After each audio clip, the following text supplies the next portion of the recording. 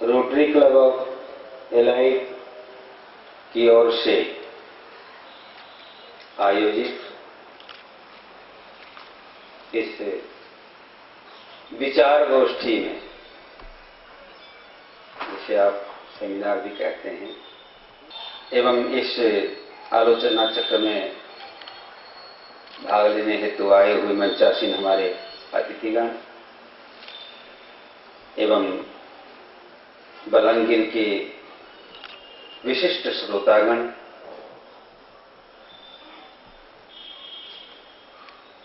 मैं ऐसे सुंदर आयोजन के लिए सबसे पहले rotary club of elite Balangir को बहुत बहुत साधुवाद और धन्यवाद देता हूं,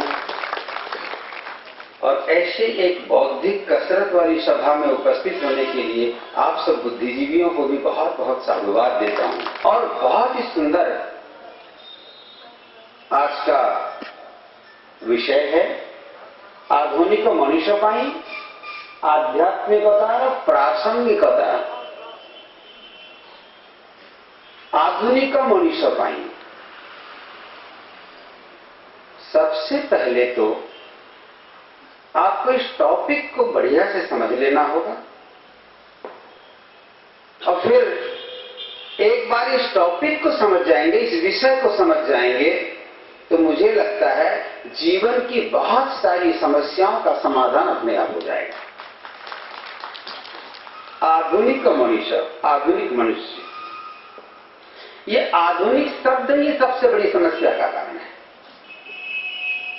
आप समझते हैं कि हम आधुनिक हैं, लेकिन ये आधुनिक का मतलब होता है, आधुनिक शब्द बनता है अधुना से।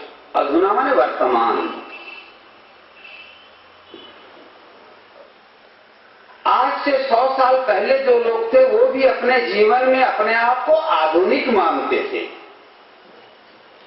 और आज से 50 या 100 साल के बाद जो आएंगे वो भी अपने जीवन में अपने आप को आधुनिक मानेंगे। इसका मतलब जीवन की एक पर्यायवाची है आधुनिकता। जीवन की पर्यायवाची है आधुनिकता।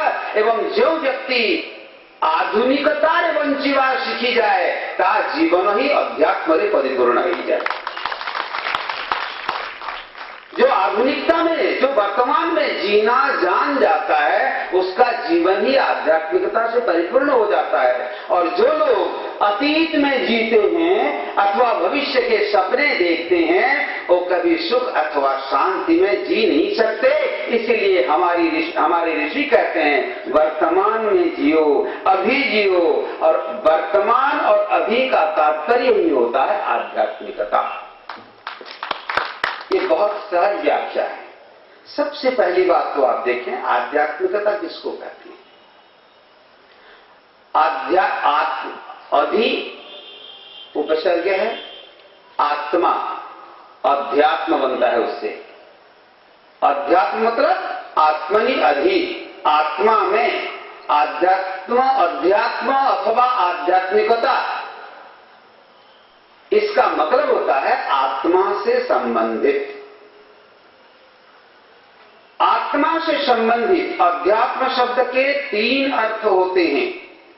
पहला अर्थ होता है अध्यात्म मतलब भगवान, परमात्मा, ब्रह्म। दूसरा अध्यात्म का अर्थ होता है जीवात्मा, और तीसरा अध्यात्म का मतलब होता है आत्मा से संबंधित।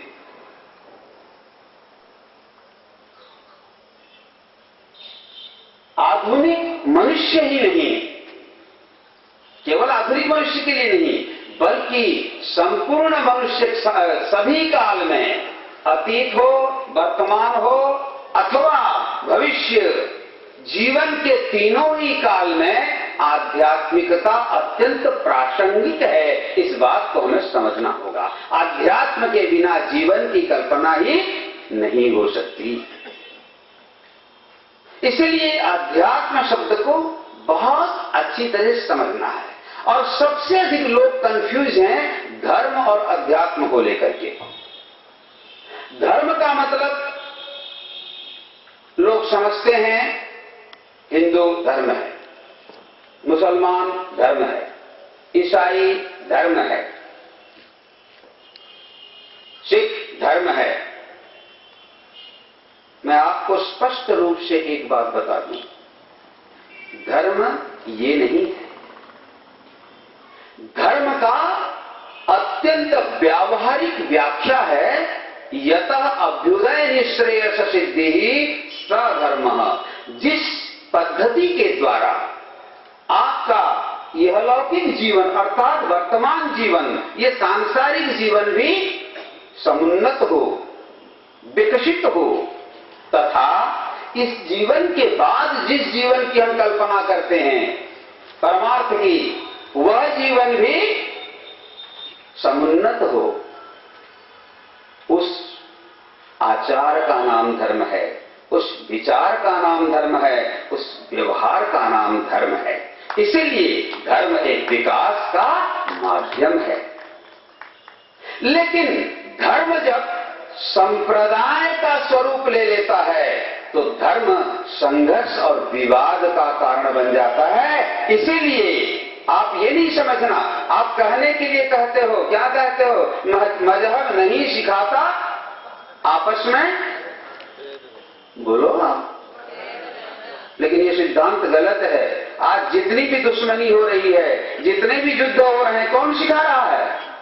कभी इस पर चर्चा सोचे हैं ना? आज धर्म का ही नाम लेकर के धार्मिकों के बीच में युद्ध है।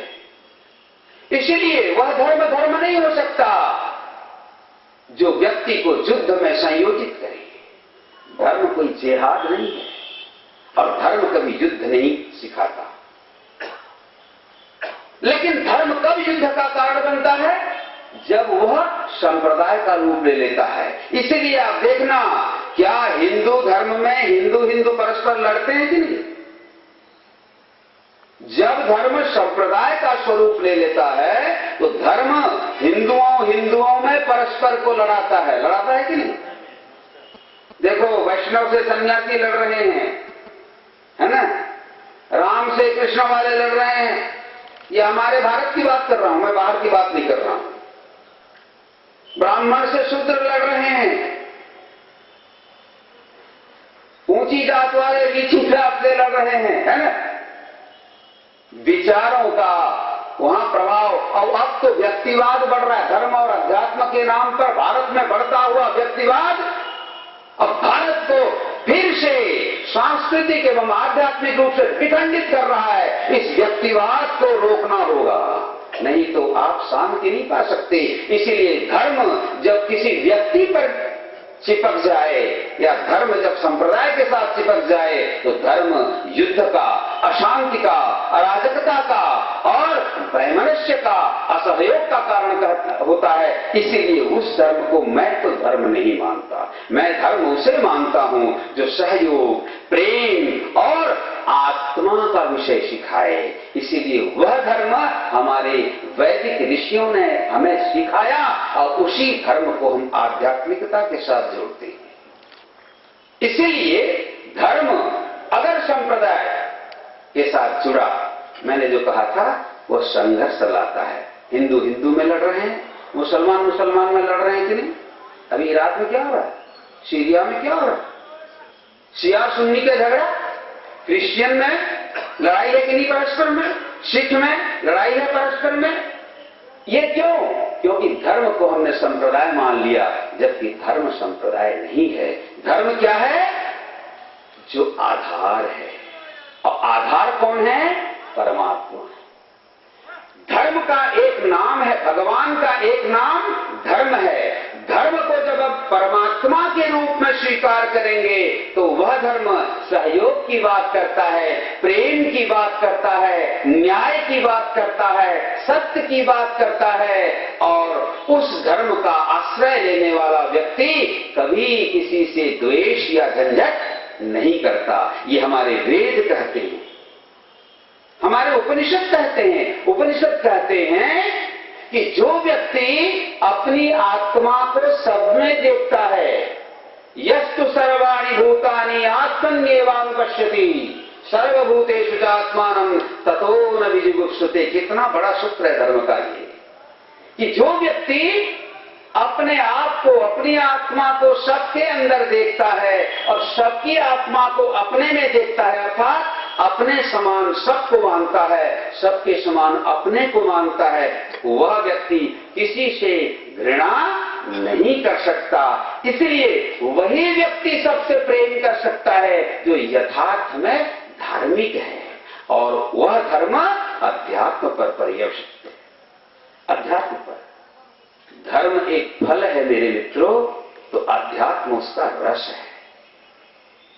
जैसे आप बता रहे थे ना, धर्म अगर केला का छिलका है तो अध्यात्म उसके अंदर का गुदा है। धर्म हमारे जीवन में बहुत बड़ी भूमिका निभाता है, लेकिन अध्यात्म हमारे जीवन में स्थिरता लाता है। इसीलिए हमें यह जानना होगा कि आध्यात्मिकता की प्रासंगिकता आज के आधुनिक जीवन में कितनी है। मैं आपको इतना ही बता दूं कि आध्यात्मिकता की प्रासंगिकता आज के जीवन में, आज सबसे बड़ी समस्या है कि लोग अर्थ और काम के पीछे दौड़ रहे हैं। आज हर व्यक्ति रातों रात मालामाल बन जाना चाहता है कि नहीं? रातों रात धनी हो जाना चाहता है, और उसके लिए न जाने कितने प्रकार के उपाय करते हैं। ये चिटफंड वाली घटना तो आप लोग को मालूम है ना, रातों रात इसको ठगो उसको ठगो और सबको ठग करके खुद बड़े बन जाओ। लेकिन याद रखना बंधुओं, असतर धनो बड़े बहु, तो जो लोग बड़े बनना चाहते थे जेल में है ना। अर्थ आज व्यक्ति के जीवन में भोगवाद बहुत बढ़ गया है, और मैं एक बात और बोलता हूं, सारे भारत में बोलता हूं कि हमारे साधु संत भी आप लोगों को जो है नाना प्रकार के अंधविश्वास में ला करके आपको और भोगवादी बना रहे हैं। मैं इसका विरोध करता हूं। साधु संतों का ये कर्तव्य नहीं है दवाई बेचें, साधु संतों का ये कर्तव्य नहीं है लिपस्टिक बनाएं, साधु संतों का काजल बनाना। और सारे भारत में जाकर इसीलिए मैं अनेक बार लताड़ता हूं कि संत आज जिनको कि अध्यात्म की धारा को प्रवाहित करना चाहिए, संत अध्यात्म को आज बाजारू बना दिए हैं। बाजार में मैं कहूं ना, हाथ भीतर ब्रह्म ज्ञान बड़ी प्रवादसी बटे। अरे बाजार में कभी ब्रह्म ज्ञान होते हैं? हम किस और ले जा रहे हैं भारत के अध्यात्म को?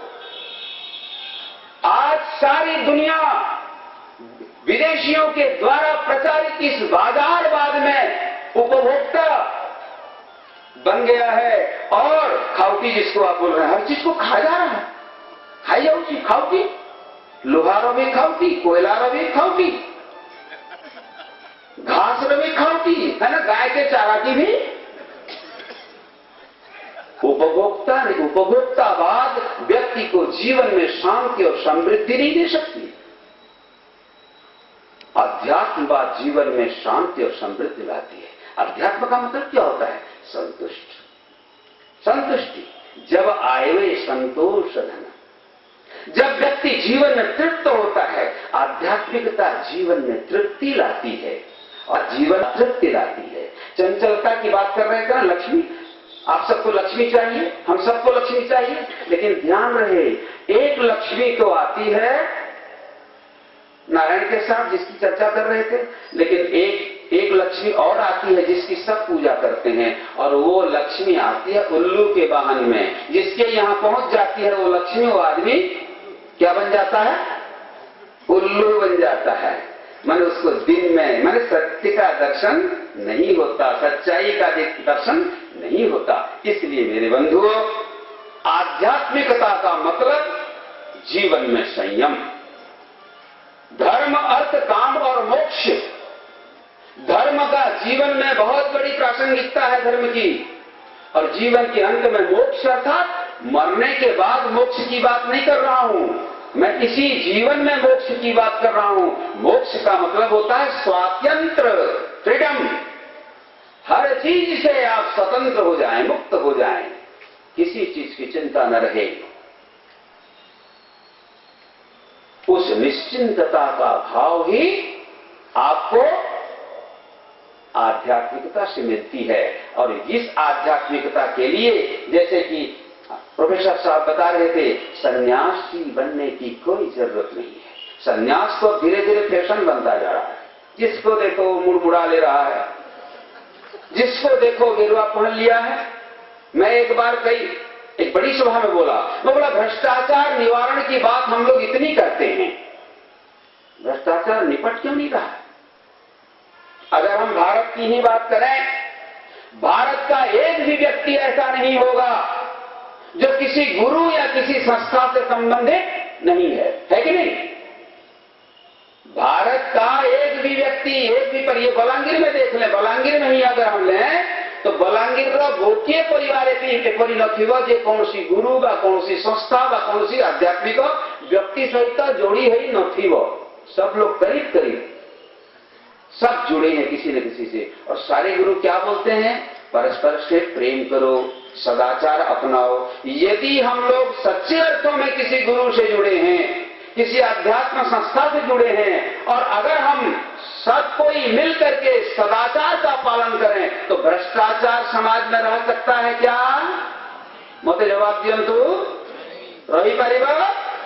किंतु आमे भक्ति करूछे, आमे कीर्तन करूछे, आमे राति दिन सत्संग करूछे, आमे सबुदिन निजकु आध्यात्मिक व्यक्ति भाव में सजई ही समाज सामने प्रस्तुत करूछे, किंतु सदाचार आचरण पाई आमे केबे हेले गंभीर होई ना हूं से समाज भ्रष्टाचार दूर ही पारो नहीं। एक बार संकल्प कर लो कि हम स्वयं सदाचारी बनेंगे, तो देखेंगे कि जीवन में सदाचार उतर जाएगा और भ्रष्टाचार के लिए भगाने के लिए कोई योजना बनाने की जरूरत नहीं पड़ेगी, है ना? इसलिए जब जीवन में सदाचार का अवतरण होता है तो समझना वही आध्यात्मिकता है। और आध्यात्मिकता प्रत्येक क्षेत्र में प्रत्येक व्यक्ति भीतर अच्छी ताकू जागृत करिवार अच्छी एवं प्रत्येक क्षेत्र में तार व्यावहारिकता अच्छी, तार प्रासंगिकता अच्छी। संन्यास जीवन हो, साधु का जीवन हो, गृहस्थ का जीवन हो, व्यवसायी का जीवन हो, शिक्षक का जीवन हो, राजनेता का जीवन हो, किसी भी व्यक्ति का जीवन हो, अगर जीवन में सबके प्रति प्रेम, श्रद्धा और समर्पण का भाव पैदा हो गया तो समझ लेना जीवन आध्यात्मिक बन जाएगा। और ऐसे ही व्यक्तियों की आज जरूरत है।